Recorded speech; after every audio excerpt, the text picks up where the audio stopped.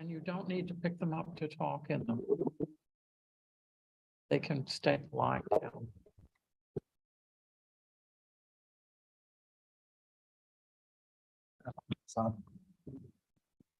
I'm going to call the meeting order. And the first item of business is the roll call. Cavalier Gotch. Wilson. Falcone. Here. Cuniff. Here. DeMayo. Here. Gutierrez is absent. Do we know if he's coming? Okay. Okay, was absent and I'm here. Okay, shall we please stand for a moment of silence and the Pledge of Allegiance?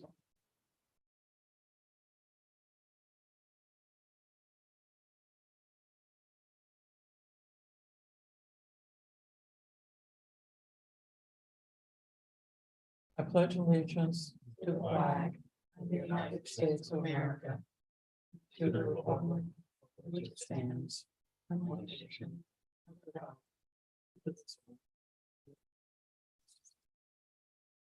Thank you.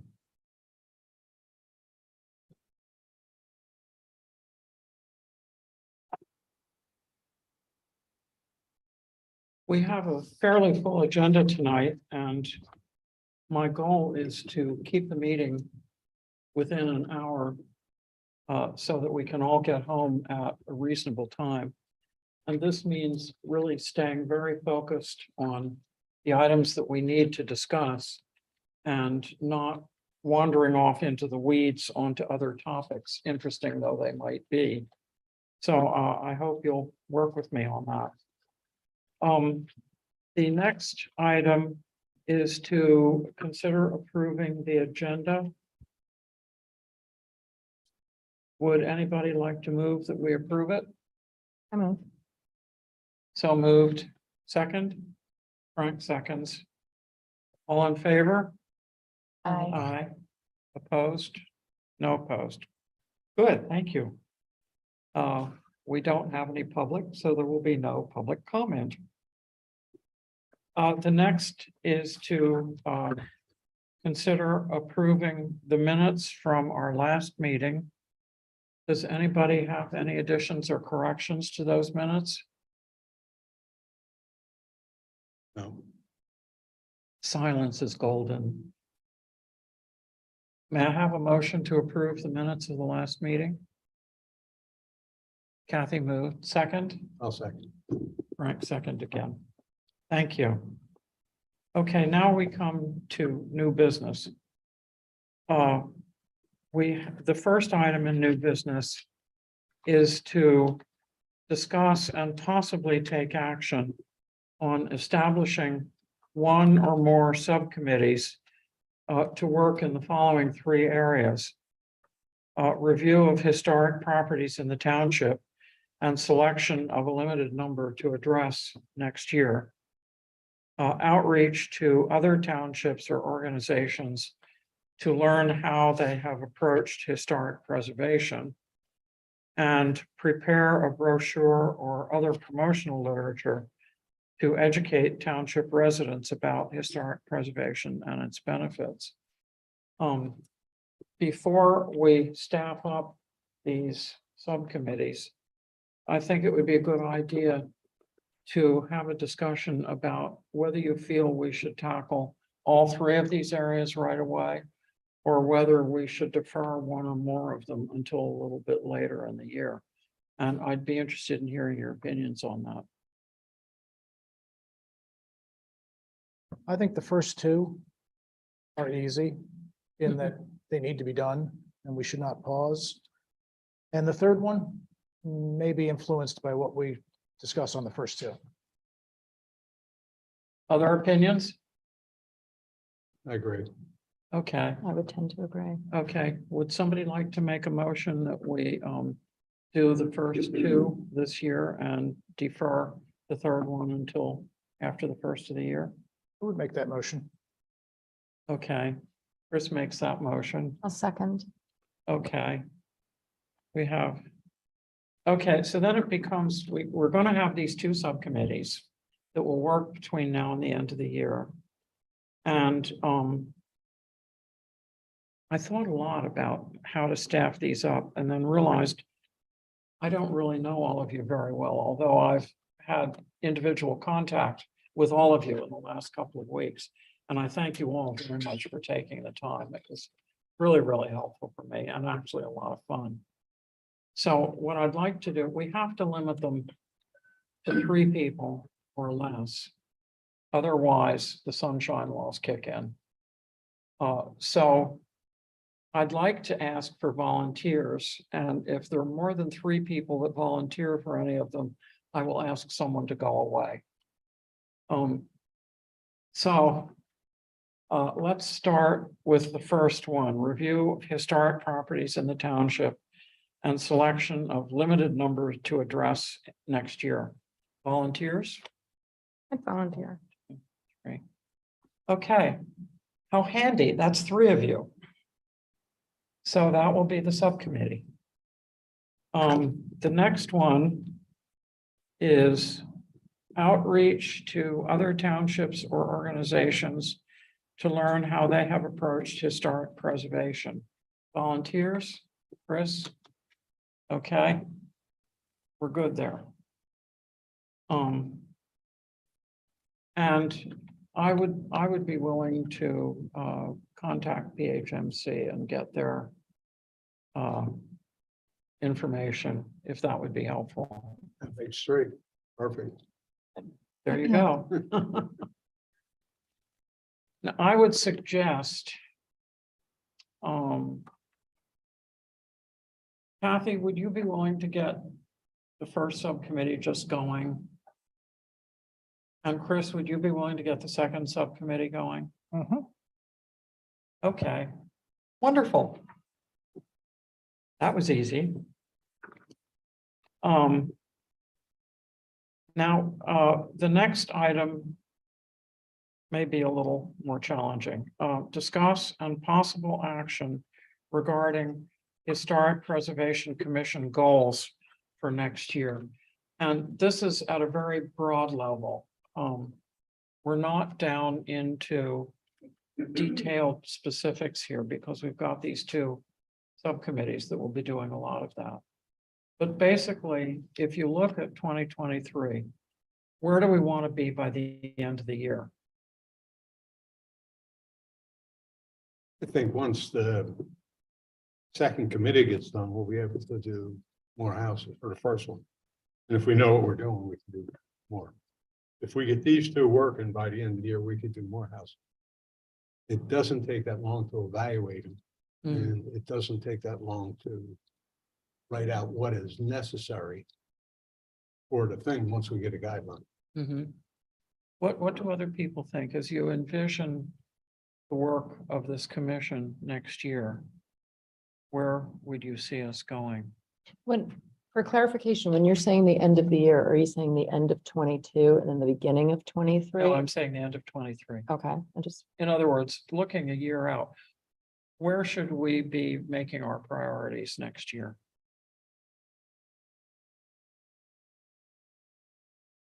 Priorities obviously analyzing several problems. Mhm. And getting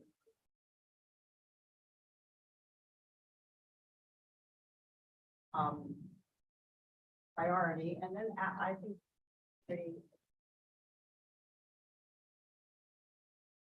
those people Right.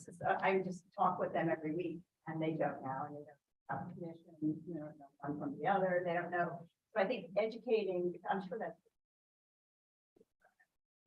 there's all these committees, so I think. Yeah, I'd agree with that. Mhm.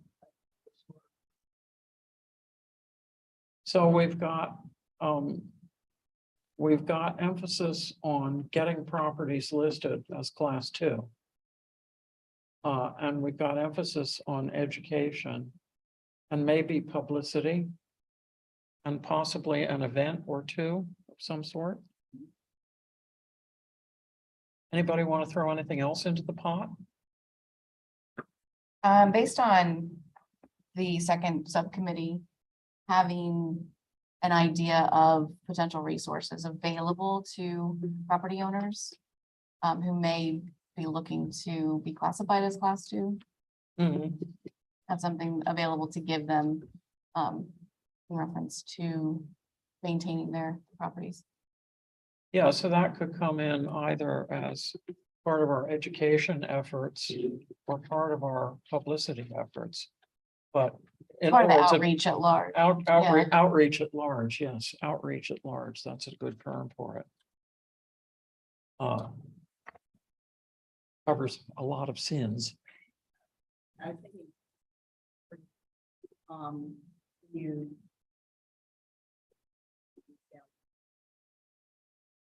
We might want to add incentive. Things that we took out, we may want to. Ordinance. Reinstated, maybe. Yeah. Or some things, incentives are huge for. There are none. Right, Except you right. right, And, yeah. but, And you could, yes, the tax break mentioned, there's been bed and breakfast potential, all these different things. So another thing that we probably want to have done by the end of 2023, although I don't think this is a job for January, would be to take a look at the ordinance again, once we're a lot more educated and sophisticated about what we're doing.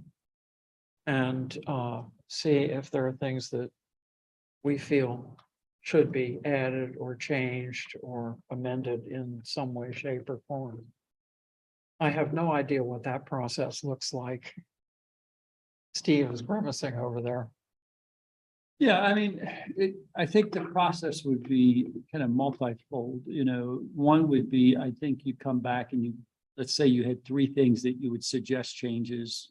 I would probably take some time, put it together, and then do a short meeting with probably a couple of the board members just to get a feel whether it's something that will go anywhere. You know, you may have a great idea, but before you spend a lot of time trying to amend an ordinance, you know, a couple of meetings with board members would probably be wise, you know, just to get a feel, are they open to such a thing? And then we can start looking at, you know, can we legally do what is wanted?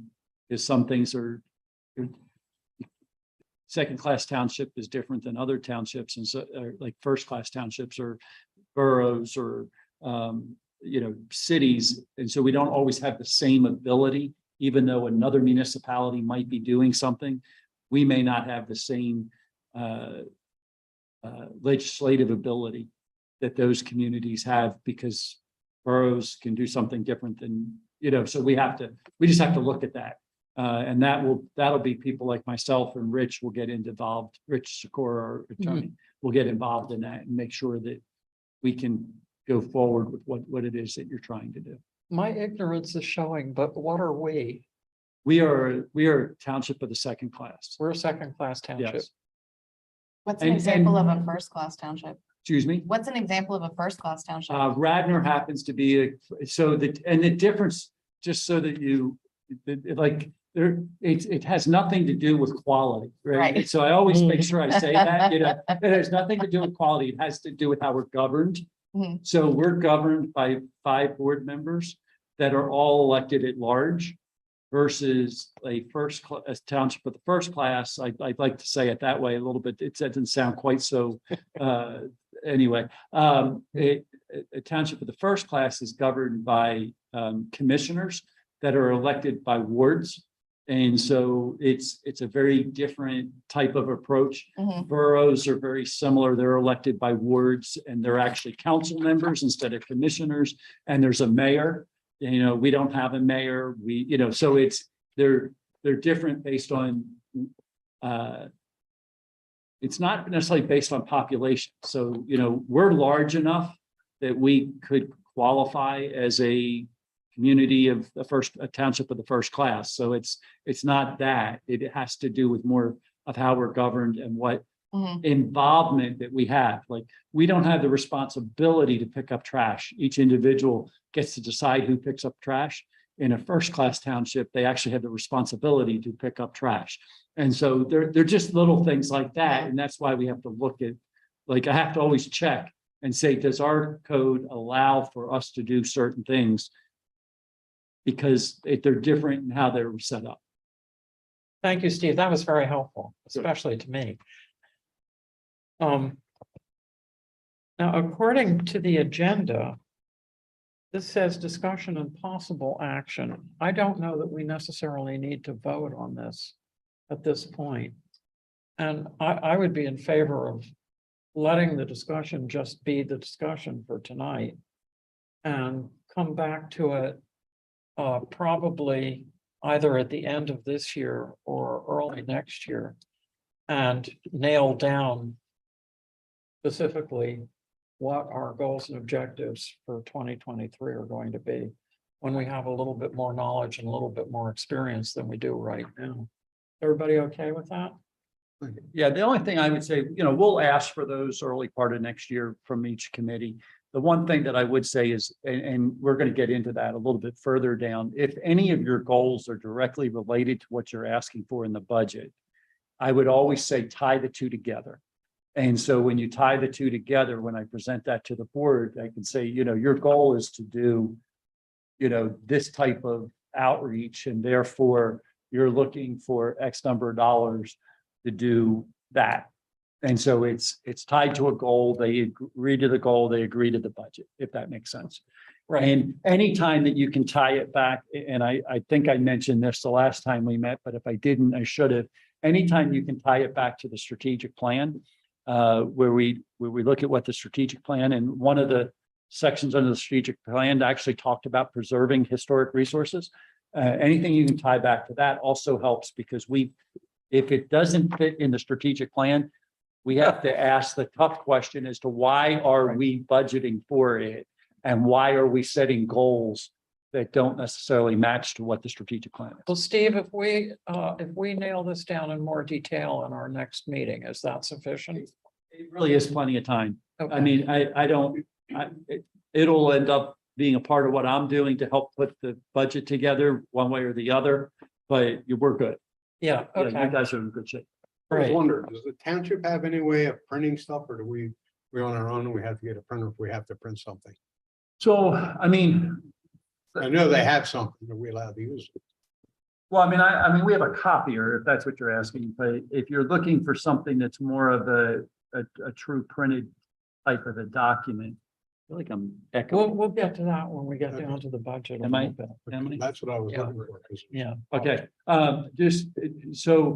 some things we actually send out to a printer because we want a certain, Wow. if we're gonna make 2,500 of something, I'm not gonna do it, put the copier in to make 2,500. If you're making 50, I'll probably do the copier, if that makes sense. That answers my question. Thank you. And either way, we would, Reimburse. well, no, we would, if you want to have it done, we would tell you which printer to go to and get that set up for you. Okay. Okay, What about to residents?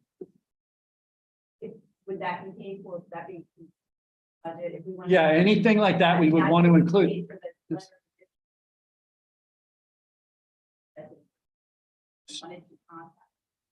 Yes, so, anything that you're doing in that way, we would want to include. There's no expectation, I want to be very clear, there's no expectation that you all are covering this out of your own pockets, right? I mean, this is a township piece. It's, if you have specifics that you're wanting to try to accomplish in 2023, and that, for example, you want to do a mailing to 100 homes that you think are potential historic homes. And I'm making this up, but if, whatever it is, then you would want to say, we need a budget. We're going to be mailing this out. Typically, I don't even, what is postage now? 55 cents? I don't even know. It's how 70, 57. Okay. I just know it, I know it happens. It's you buy the whatever stamp now is, but we have postage machine here. We would run it through. We would do the letters. We would put it out on township letterhead that you're doing this, and it would be very clear that, that kind of thing. So we just need to know what that is. We bill those things back to each event or whatever it is that we're doing, if that makes sense. This is why we're delaying until next meeting, putting together the final list of priorities for next year, because, right, yeah, Yeah. exactly.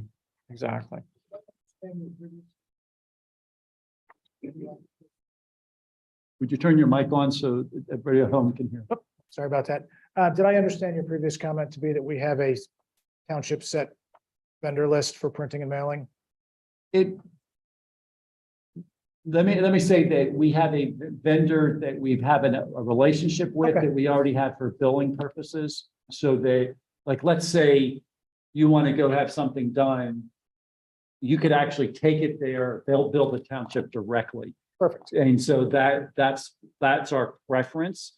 If it goes over a certain amount, then I have to bid it out, but that we'll work on that part. And I can't imagine that you're going to do anything that takes us over that limit, at least not the first year. Anybody have any other questions or comments on this topic? Okay, well then we will at our next meeting, when we get down to items for the next agenda, we will revisit this issue of our goals for next year. This brings us to setting the meeting dates for the remainder of this year. And there are two different approaches that have been suggested, and we need to decide which we want to do. One is that because we're new and we're just getting up and getting running and figuring out what we're doing, that we should really meet once every 3 weeks as opposed to once a month. And that's one possibility. The other possibility is that we meet once a month, which is if we meet once every 3 weeks, it would give us 3 meetings between now and the end of the year. If we meet once a month, it will give us 2 meetings from now until the end of the year.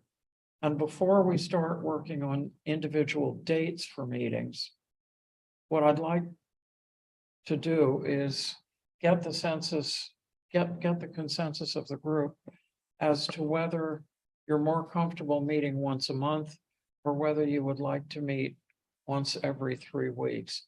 Either is probably workable. It's just what the group is most comfortable with. So, I think what I'd like to do on this one is just go around the room and get your opinions. Chris, can I start with you? I'm flexible on it. I can see the benefit to either approach. So I don't really have a firm opinion on this. Kathy?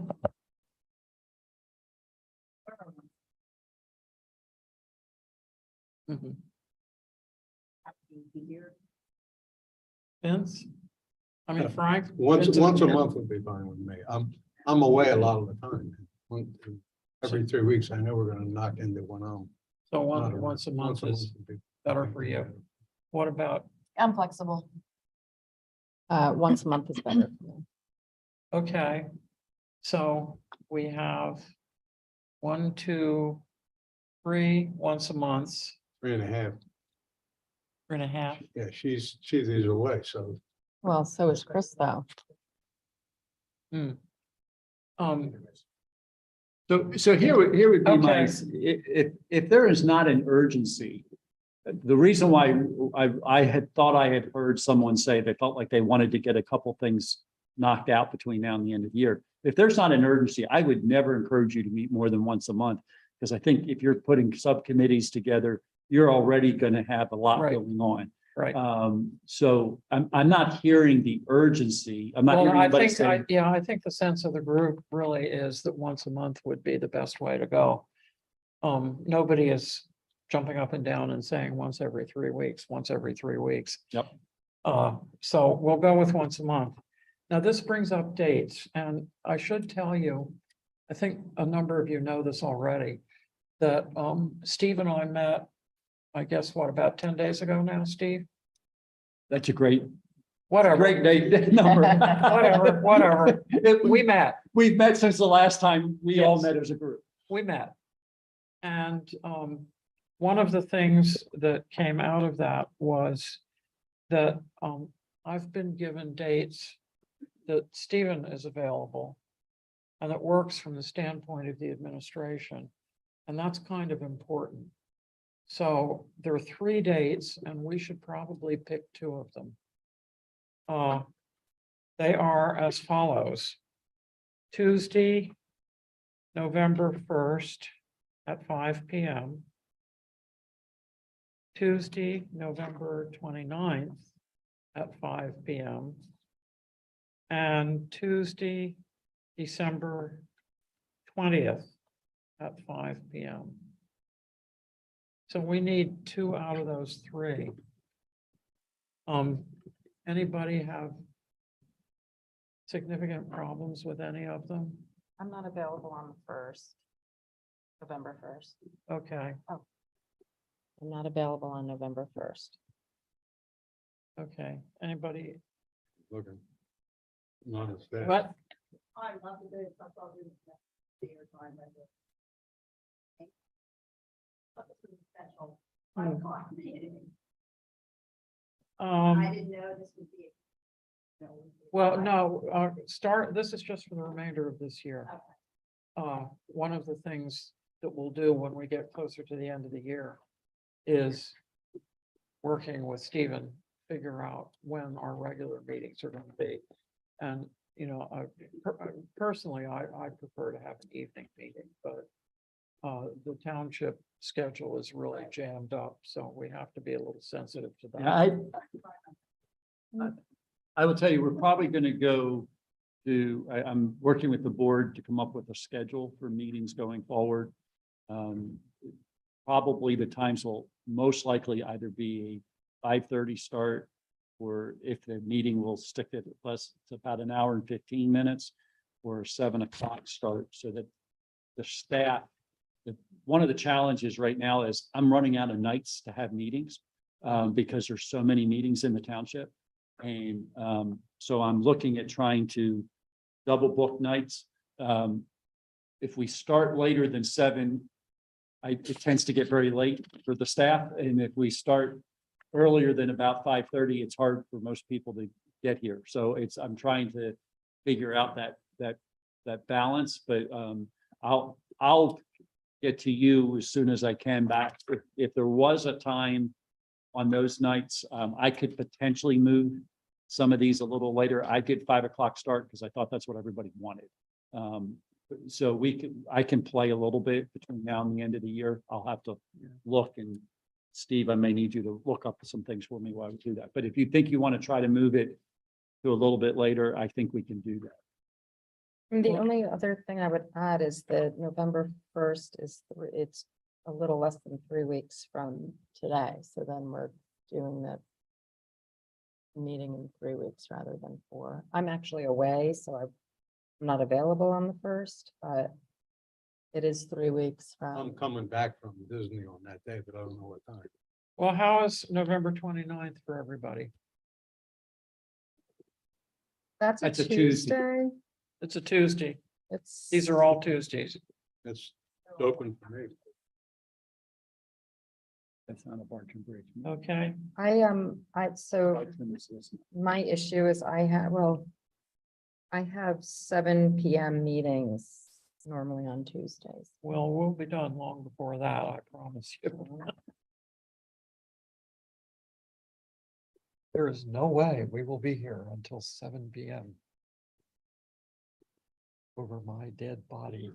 I mean, that night I can move to later. If you want to have a No, later start than 5 no. o'clock, that's up. No, I think for the next couple of meetings, we should stick with 5 o'clock. Okay, Okay, so we'll do the 29th and December 20th. I gave you could do December 27th. I just didn't think anybody would want to be here the No, week not between Christmas and New New Year. Year's. So that's why Oh, I gave you yeah. the 20. Yeah. No, there. Too many people have too many other things going on at that point. Okay, so I have just make sure I write it down correctly. The 29th and this 20th, Oh, the 29th of November and the 20th of December, and both will still be at 5 o'clock. and at 5 o'clock, Okay. yes. Okay, well, thank you, everybody. We got through that relatively painlessly. Now we move on to old business. And the first item on this is discussion and possible action regarding 2023 budget needs. And I'd like to give you a little bit of background here about my discussion with Steve. The number that we would probably be putting in at this point would be a placeholder, because we're not entirely sure what we're going to be doing or what it's going to cost. And Steve asked me what I was thinking about when we met. And I said, the first thing that came to my mind was some kind of a brochure or a publication. And my experience in doing these before, for Dunwoody and other organizations I've worked with, is that we could do something that was really nice for $2,500, $3,000, something of that sort, including graphic design, printing, distribution. So I tossed around a number of like, oh, how about $3,000? And Steve said, yes, but when you're dealing with the historic properties, if you actually want to schedule things, you start getting costs for permits and other things that are related to that process. Yeah, so can I, if you mind if I No, cut in jump for in. just a minute? So let's say, for example, that you want to take and do a hearing related to a property to make it a second class property. That sounds terrible, doesn't it? We got to come up with a class B or something. I don't know, a class 2 property. Yes. But anyway, if that's what you decide you want to do, we need to notify the properties around it. We need to advertise that we're doing it. And so that's the reason why I said we need some other dollars in the budget for that purpose. And so I just wanted, that's kind of what I was talking Right, about. yes, And- right. And so, Yeah, thank you for describing that much better than I could. Steve, when is the final date for coming up with a number? Tomorrow? for you, it's actually tonight in that you as a group have to make a decision. And I know that doesn't help you very much, but I mean, at least from the purpose of the intent is for the board to advertise the budget at the end of the month on the 24th. And then the board would take action on the budget the night of the 28th, and you don't meet again until the 29th. And so Oh. that is the challenge that's before you. And I don't, again, I'm holding dollars in place, not necessarily. I think if we get there and we're close, I'm more concerned if you came back. Let me back up. I'm kind of rambling a little bit here. I'm more concerned if you came back and said, we need $10,000 and I thought you needed $5,000, because that's twice as much as what I thought you needed.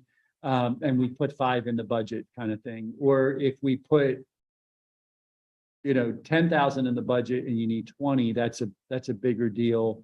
If you miss it by about $500 or $600, that's not a big deal. I can go back to the board. We'll ask for the budget increase. I can figure out where to cover that. It would be a bigger issue if I had to cover 10,000.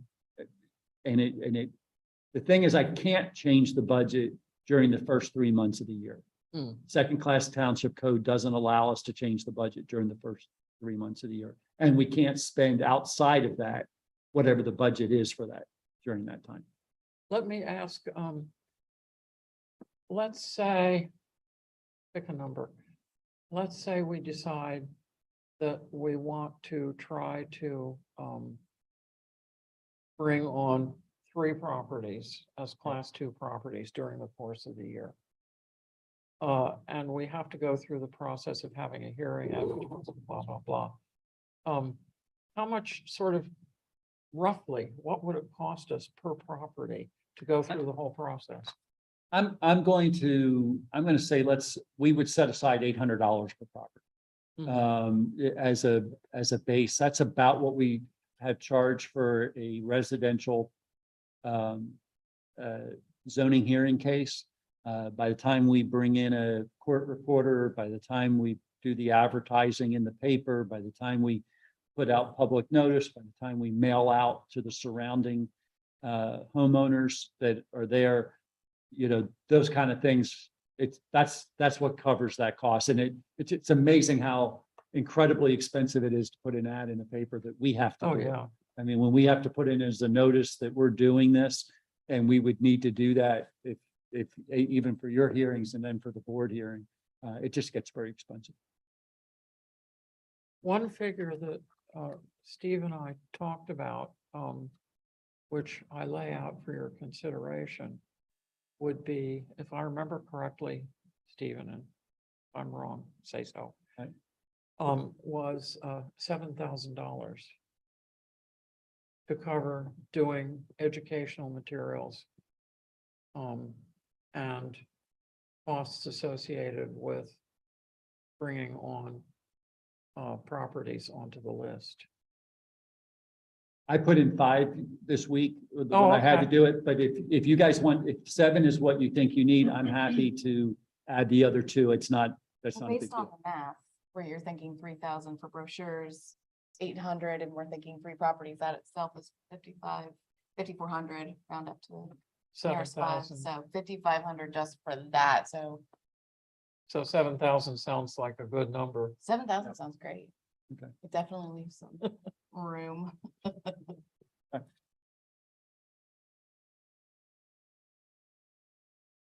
Okay, so I thought so it's about now. You are. Well, it, So if you have extra, that. yeah. Sure. Well, my own feeling is it's always better to have money and not spend it than the other way around. Can we go ahead and do properties without going right through the class 2, just getting them prepared? Like going out and look at it, figured out everything it needs, what it needs, if it'll qualify? We don't need any money for that. Yeah, I mean, the key is that if you're gonna add it to your list, remember, the reason why you want to make it a class 2 property and why, we want that to happen is so that you have, if the property comes in for a destruction permit, right now, if it's not on the list, they get issued. I mean, there are some things that we can do, but we're more limited in what we can do. And so this sets it up that it comes before you. There's the 30 days cool down period and all of those things that bring into the process. Without that, it doesn't go through that process. And so that's the reason why it's like, you could gear things up to know how you wanted to do them going forward, but I don't think you want to just go through a bunch of them and say, yes, they're here, but not do anything, because the whole idea is to get them protected. At least that's my thought, is that you want to get them protected. I don't want to tell you what you want to do, but if you want to get them protected, then that's if they're not on the class 2 list, they're not at the same level of protection. Okay. And that's the reason why you would want to do that. As we get better at this, Enough money to do it. as we get better, as we understand this better and get better with the process, is there money to be saved by advertising, 2 or 3 or 4 at a time? Oh, sure. I mean, typically, that's what we would recommend doing. Okay. I would think that for your time, that you would say, I'd like to hear at least 2 in an evening instead of 1 12 times a year. Mhm. You probably would want to hear 2 or 3, and then maybe not hear anything the next time. It just and then be able to focus on something else. Because on a night that you do a hearing, I can tell you, you know, sometimes the hearing's 20 minutes and sometimes the hearing's an hour just for one property. And so, you know, you have to think about what that looks like. Mm. Because when we start allowing, or not allowing, but when we start notifying the surrounding property owners that this is what you're doing, you may have people show up, you know, who want to weigh in pretty heavily about something. And so, you know, you have to allow the public process to go through when that happens. That's what the $800 figure is. Well, that's the advertising, that's, you know, the posting of the property, that's the mailing out to all of the, you know, that's a nice average. I mean, sometimes it costs us less, sometimes it costs us more, you know, it depends on how long the ad has to be in the paper. You know, sometimes our ads are $400 or $500 just for the ad, and then you start doing some of the other stuff, it starts adding up. I've been to them here. Yeah, so. Basically, criteria to make property that we choose. Oh, I'm sorry.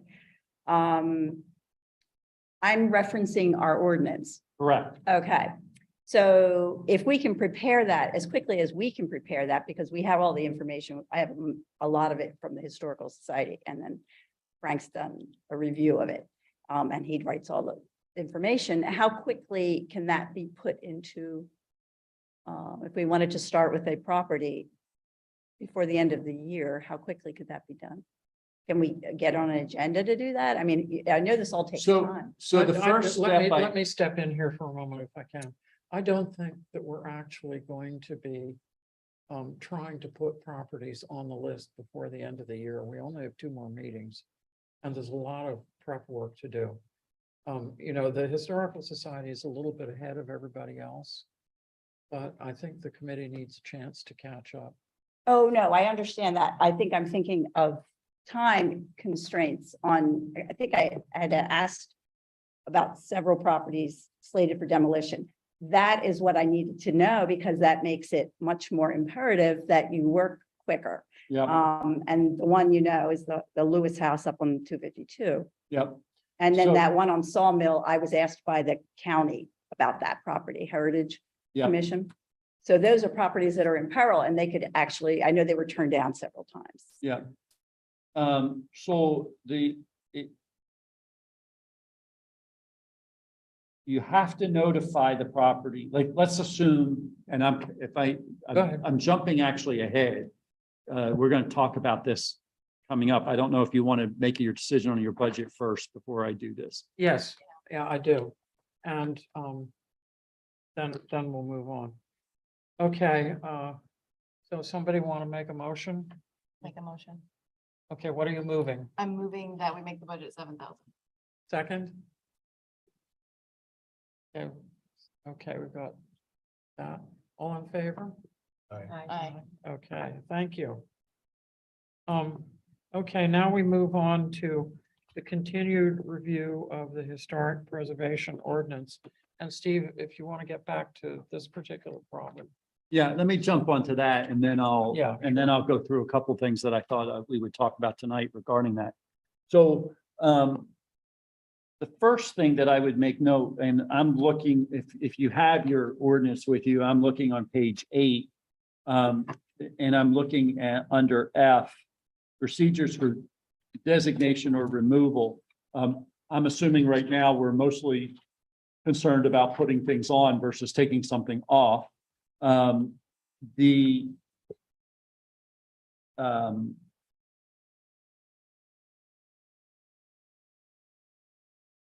Under number 1, it talks about under F number 1, it talks about whether or not the owner is, if the owner is not the one proposing it, but you or somebody else is proposing it, then we have a 30-day, we have to have a notice within 30 days. Then once we do that notice, And so it's at least 30 days before you hold the meeting, we have to send a notice to the property owner. And so you have a 30-day, so like if you knew today that this is the property that you were interested in going for, we would have to give a 30-day notice before your next meeting for us to do that. So if you wanted to do it on the 29th, let's say, you would have to have a meeting, you'd have to have the property in place and be prepared enough to be able to do that. And I would gather to say you're really not ready to do that for on the 29th. Maybe you might be ready in the December meeting, but that would be the quickest that I would think you could be ready. The problem is if you vote on it on the 29th, you don't have 30 days because you're only 20 days or 23 days until your next meeting, if that makes sense. So it has to do with that timing, and that timing gets really kind of tight. So that's a challenge. Is there an alternative? I mean, I know that the Historical Society people have been working with this for a while. Sure. I personally am not comfortable with trying to cram something through when we don't have when we don't have a prioritized list of properties. We don't have any written procedures for how we're going to go forward with things. And I'm wondering if there's an alternative. If it's important to stop any action on these properties for right now, can we petition the zoning commission to not grant any, or whatever the appropriate authority is, It would be the, not grant any building permits until this commission has a chance to review it? so the challenge that we have is if it's not on the list, it's not protected. And if it's not protected or on, or falls under that, I shouldn't say protected. There are some protections in our current ordinance, which has kept the particular one that you've talked about from being torn down. We've stopped that process before.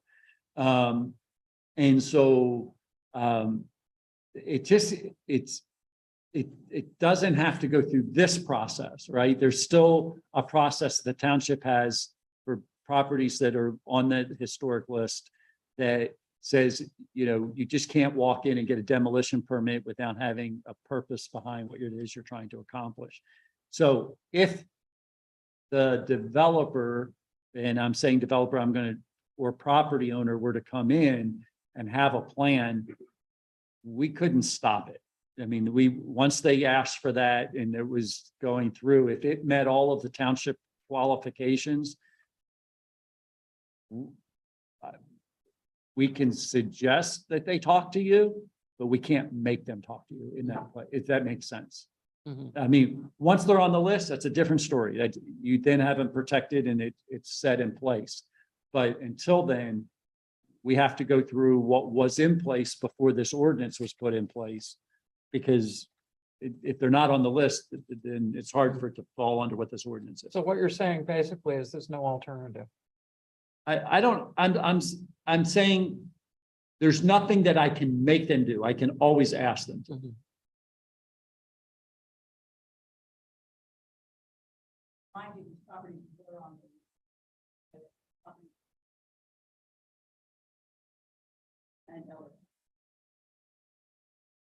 Mhm.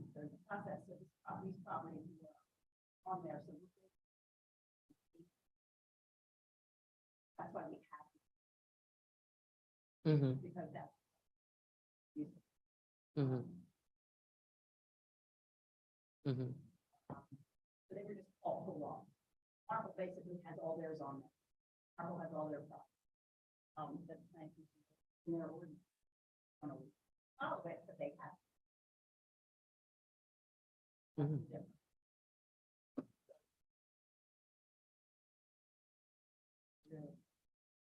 Certain problems.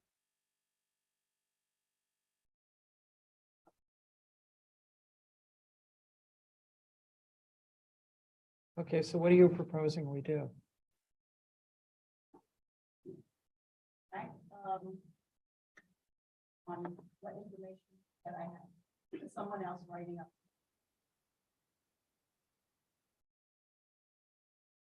And then I guess even with the January, Mhm. that's still better Okay, than, you know, it's not like I'm saying, oh, we can get it done. oh, okay. But this gives us, yeah, I mean. Mhm.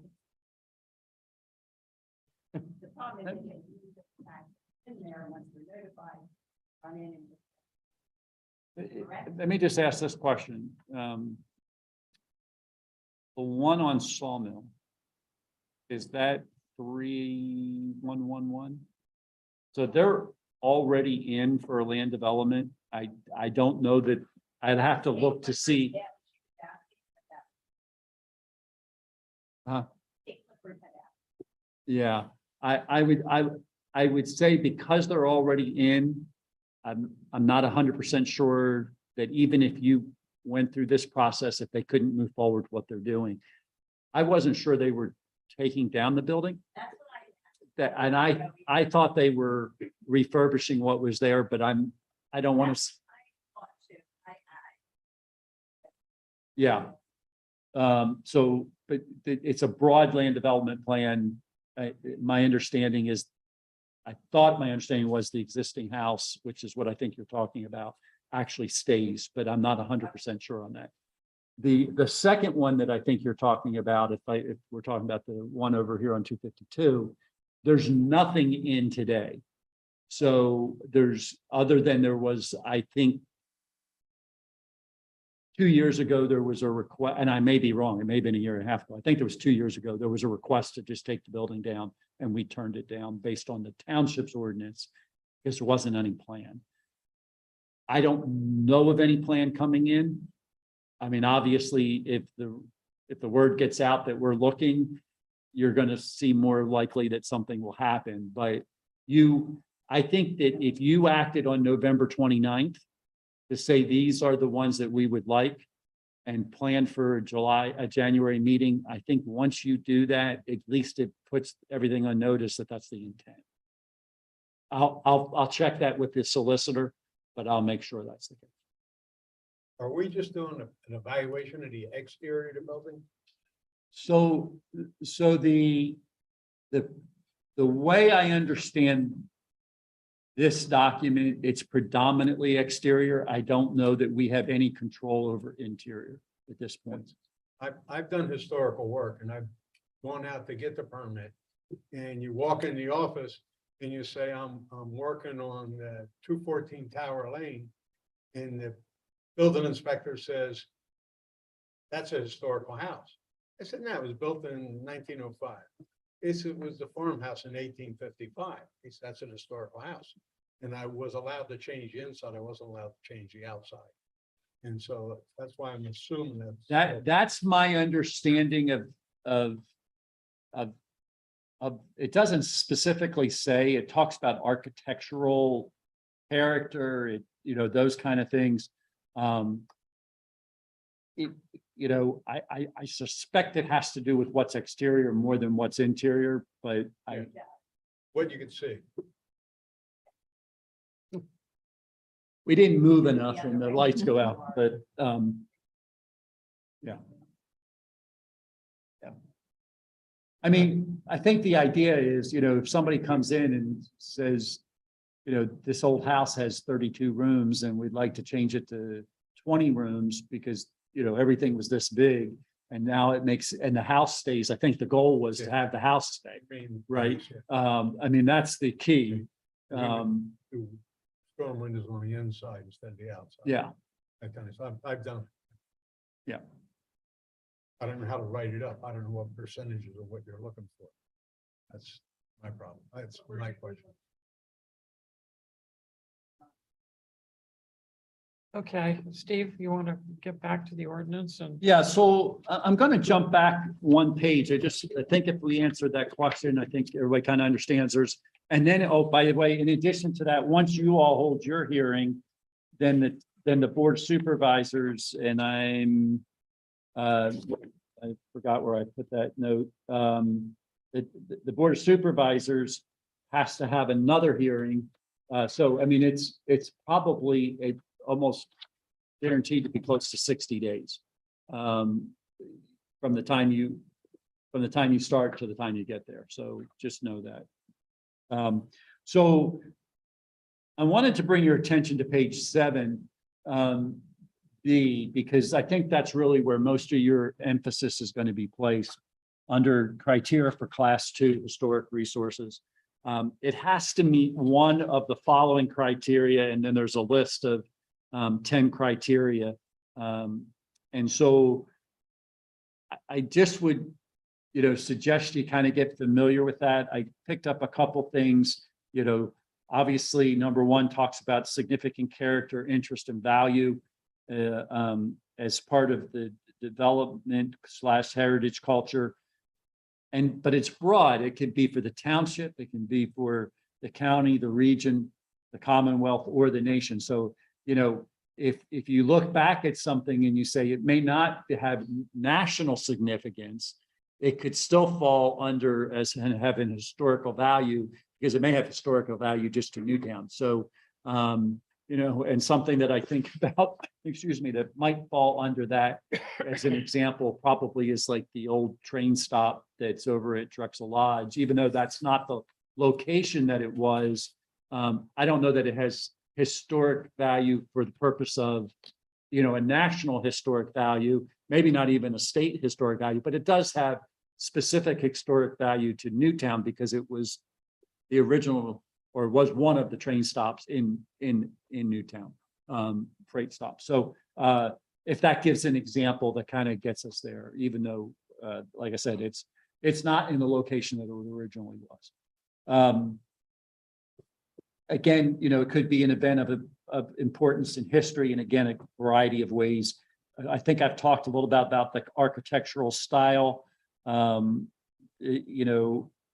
It could be associated with the designer, or it could be the style itself. And so, I think about that, like, and I'm not necessarily knowing what the designer was that would be historic.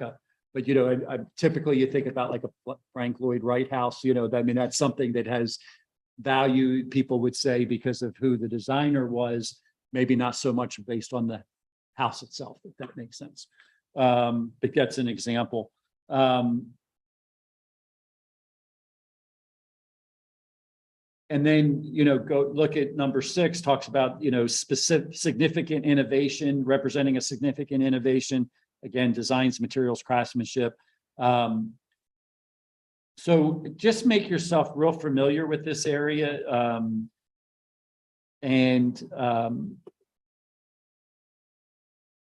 don't know if you have any questions on 1 through 10. I don't want to go through every one specific, but just to make sure that you understand that it has to meet one of these. And so from your perspective, as you're looking at a building that you're going to bring on, and you're going to think about having a case for the purpose of saying this building should be added to and be a class 2 building in the township, historic building in the township, or historic resource, then you want to be able to say it meets criteria number 1, it meets criteria number 3, it meets criteria number 4, and here's why. Like, that's the kind of thing that you want to look at, and you want to be able to help. Let's say, let's take this, instead of you trying to go do it. Let's say a property owner comes to you and says, we want to be on the list because we think it's important. You're going to look at this list and say, does it meet one of these? And that's what would be your approach. Questions? All right. I think covered the next 2 pages a little bit the last time we met. I at least had it highlighted a different color, which tells me I meant to cover it. But it goes through the process of, your purpose of documentation. But F is the procedure. And that was what I was talking about a few minutes ago, the 30 days, the 20 days, those kind of things. Again, I would make sure that you understand that. You talked about documenting a process and all of that. You probably want to think about, like, do we want an application, or do we want at least something that even if you're doing it, that we document, so that we understand, that you understand all the pieces that have to be met, so we don't skip a step. Because if you skip a step, you might have it challenged. And so that's why we want to make sure we cover everything in the process. Obviously, I'll be helping you through that and we'll get the attorney involved when we need to as well. Yeah, well, that's Um, why we need some written procedures in place. Yep.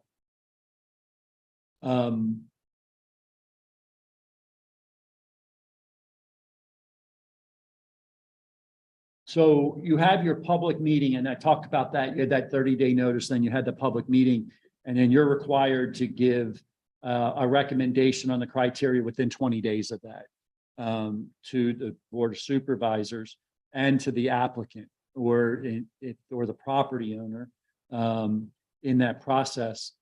And I just would make note that and I'm looking at number 4, the report shall include a summary of the information, copies of all documents presented at the meeting used by the Historic Commission to make your decision. So that's going to be really important, making sure that you keep all of that information together as you're making decisions, making sure that we follow through with that. Steve will help you in that process of, from the clerical side of just making sure that at the end of the day, did we get everything that we had and we talked about in that way? Where do we keep this stuff physically? It will be maintained at the township here. We'll set aside probably a filing cabinet. Actually, to be honest with you, once it goes through the process, I will put it in the property file so that it's part of that property's file. So we should make sure that you guys have everything. We will need to have everything, just like the zoning hearing board, make sure we have a copy of everything. We'll go back, any types of hearing minutes or anything that apply to that particular property will be attached to that property as it goes through the process, whether it gets selected or not, whether it's approved by the board or not. Yeah. Fine. Make sense? I'm going to jump down real quick. I don't want to keep it too long. The applicant on page 9, this gets a little bit into just the process from the building permit process and that. So down at the bottom, it talks about procedure for attaining a building permit. The applicant, once it's a class 2 resource, they'll submit and request to the zoning enforcement officer at the township. And if it's determined that the permit is a request for demolition, then that will be referred back over to you. And the information that's provided, it goes into in step B would be, the name and address of the owner, the site plan showing where the building is, recent photographs, reason for demolition, purpose and method of demolition, intent of the future use. And then any new construction or whatever, if that's being done. So once we receive it, or once the code enforcement officers receive it, within 15 days of the filing, we would post notice at the property. So they just want you to, so this is where I was mentioning that that's where you guys get more involved, is because now we go out and we post notice at the property that it's going to be, that it's up for demolition. Then it goes within the 45 days, that application has to come before you and a regular or special meeting for your review.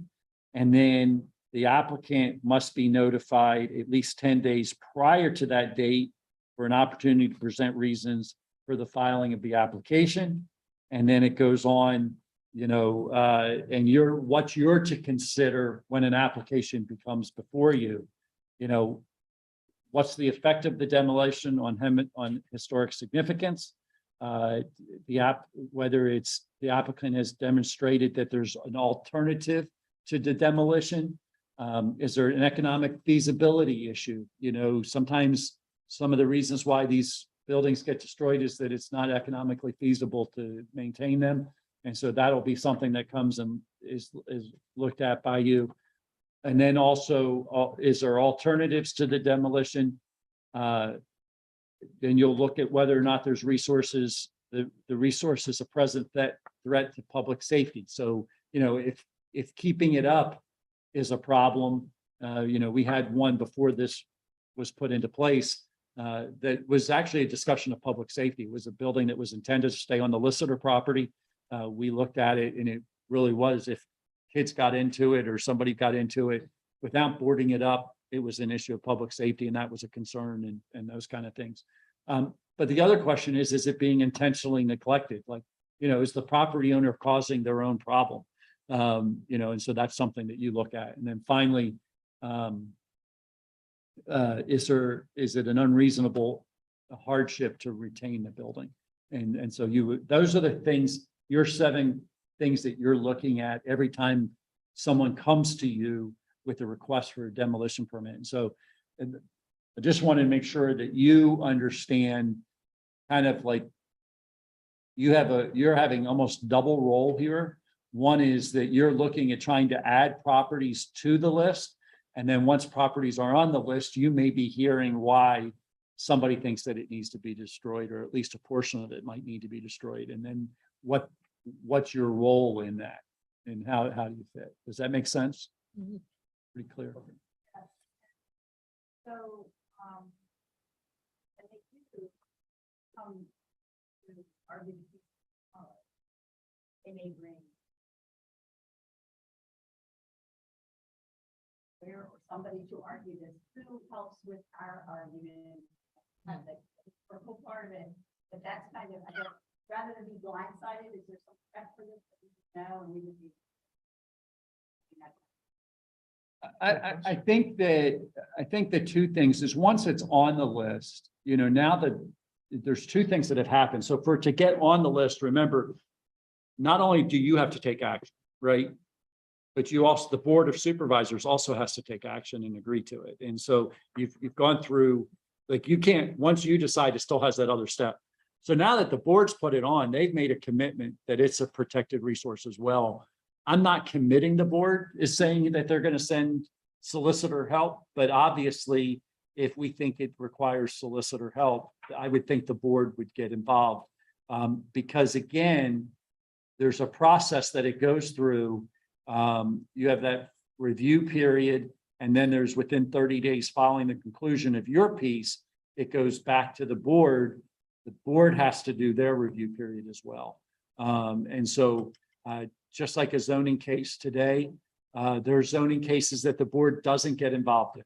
You know, even though that it's against our guidelines, like somebody wants to put a fence in the front yard, typically the board doesn't send a solicitor to defend their role in that process.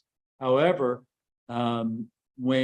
if there is something that the board feels strongly about, they'll send a solicitor to take a stand one way or another on a process. And so I would think that if you petition the board for support on a particular thing, you know, and remember, you're going to do a presentation on your end potentially as the reason why you don't think it could be demolished or should be demolished. Or you may say, we get it. This building needs, you know, you look at it and you go, yeah, this doesn't make sense, but we would like you to save this section because it has historic value. Or you know, some piece of trim, some piece of the architecture should be saved in the process and potentially be added back into whatever they're doing on the property to make some reference to what it was. And then that's one of the options as well. And that may be your position on something. I remember I'm picking on something that happened since I've been here before this was in place. But I remember there was a barn that was on a piece of property. I don't know, Kathy, if you were involved in this, but I know that I'm drawing a blank now on the person who was real involved with it. But there was a lot. I know Doug Humes was, and a couple others to save.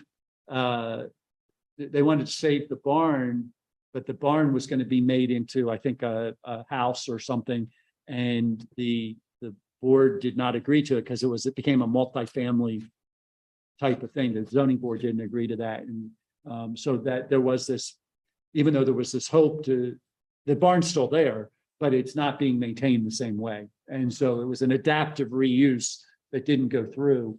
And it more had to do with they were concerned that there would be more residences being put into it than what, anyway, the whole thing is, my point is, sometimes your position will be to save the building, sometimes your position will be to save the architecture, what's there or something, or it may be, we understand that it needs to come down, but we would say that we think this needs to be done.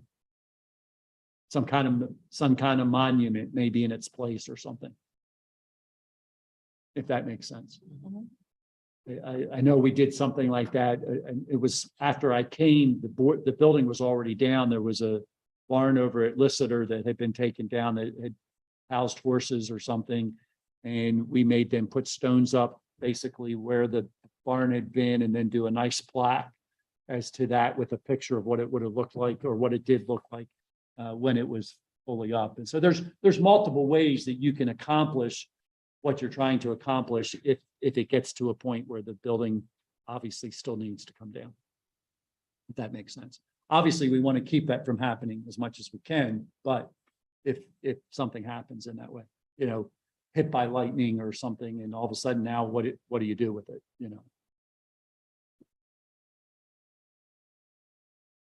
Okay. All good? So anyway, I just suggest you look through that section, make sure you understand that process real well. And then one last thing I would make note for you under section 172, which is our zoning, which is on page 15. It does have a piece here that talks about that if a property, once it's either class 1 or 2, but I thought I would point out, because I was asked to look at anything that was related to class 2 in the ordinance. If it's 1 or 2, and I'm looking at I'm on page 15, 172, 105, 100.5, historic resource impact study. If a developer comes in and wants to take something down, or wants to do something even on a property with historic piece, they need to do a study as to what the impact would be before they do that. And so just know that would be a part, and you would want to weigh in on that as well as you look at that. So sometimes you will receive land development plans based on the fact that there's a historic resource on that land development plan, and you would want to weigh in on, this is fine as long as we don't do X or Y, if that makes sense. Okay? Anything else? That's my abridged version of going through that to try to run through quickly. Thank you, Steve. It was really, really helpful to have you air all those issues.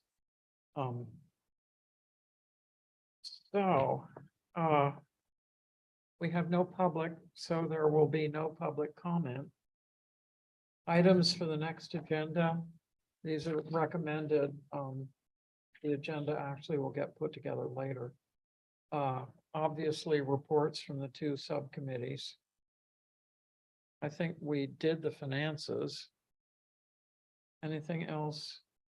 If you can't think of anything right now, but you have anything that you think of later, please get in touch with either me or Steve, and we'll bring it all together. I'm assuming that you would like the goals on the next meeting as well. Is what? The goals. Just keep that on the agenda until you get them finalized. The goals. Yes. Thank you.